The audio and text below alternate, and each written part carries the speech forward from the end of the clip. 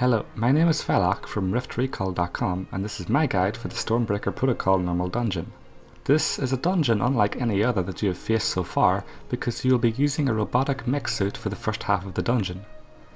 You will gain 6 new abilities while in the mech suit. 1 is Robo Rumble, which is a frontal cone cleave. 2 is Eradication Pulse, pressing it once charges your arm cannon and pressing it again will fire. 3 is Rocket Salvo. This is a barrage of rockets that hits all nearby enemies. 4 is Inferno Cannon, which is a frontal cone flamethrower. 5 is Shield Matrix, which makes you take 70% less damage for 6 seconds. And finally you have Overcharged Defibrillator, which is a combat res. The first boss is City Breaker Sadeh. He has 4 stacks of a defensive buff called Siege Chitin. This reduces his damage taken for each stack. To remove these stacks, the person that currently is aggro on the boss should move him to an explosive barrel, which is in either of the 4 corners of the room, and kill the barrel so it explodes on the boss. In this kill we didn't do that because he died pretty fast with that. He will channel Destabilizing Flare on a player that makes them take increased damage for a few seconds, so you need to be careful of his other abilities. Mortar Volley is channeled for 8 seconds and it will bombard the room with mortars, which you can see by the yellow circles on the ground.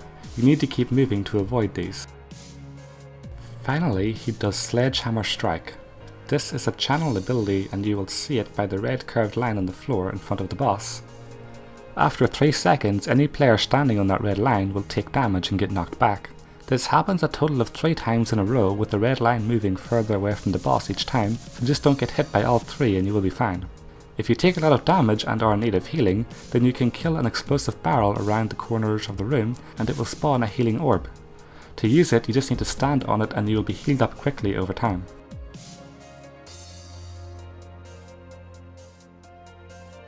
The second boss is Vaeloc the Pestilent.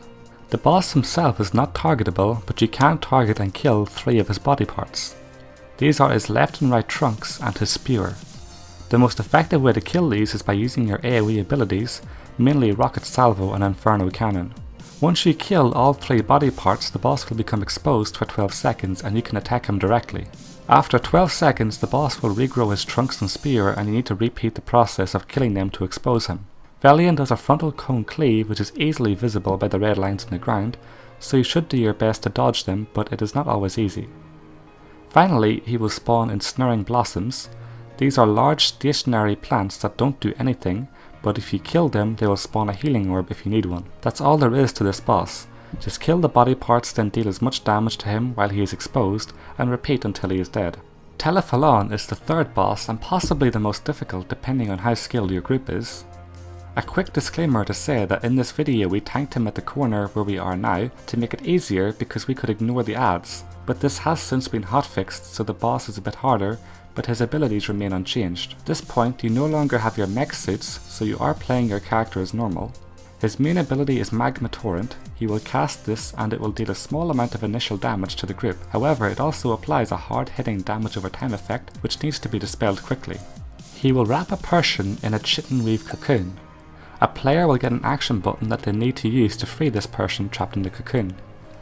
Usually at the same time of this happening, Telephalon will also cast Tectonic Rupture. This is a lengthy cast time, but it will wipe your group if you don't interrupt, so it is important that you do. Power of the Swarm is a buff that the boss will get during the encounter. It increases all of his damage done, so the tank should have cooldowns ready in case the healer struggles with the damage increase. The unique factor of this encounter is that after a short while a large group of ads will spawn and move towards the bridge. Approximately after the second Magma Torrent, the control panel on the left side of the bridge will become active. A player has to click on this and they will be teleported up onto the bridge above. From there they will have control of the turrets.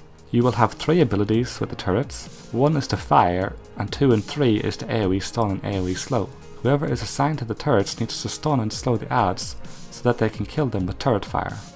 The final boss is Baron Slagstorm. Overall he is a very simple boss, but his mechanics and abilities can't be ignored. At periods throughout the encounter he will summon 2 ads. These ads must be picked up by the tank and they hit quite hard, so cooldowns may be necessary. The DPS should switch and kill these ads quickly.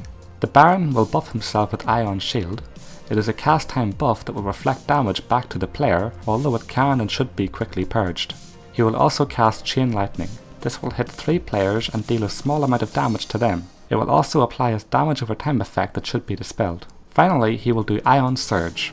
He will channel a crystal on either the left or right side of the area. The tank and healer can stay with the boss in the middle, but the DPS should quickly mount up and run to the crystal and kill it before the channel finishes, or else you will wipe. Whilst running to the crystal, there will be some lasers that you need to avoid. Individually they don't do a lot of damage, but they are quite close together, so you can get hit consecutively, which can hurt. This concludes the Stormbreaker Protocol Normal Mode guide.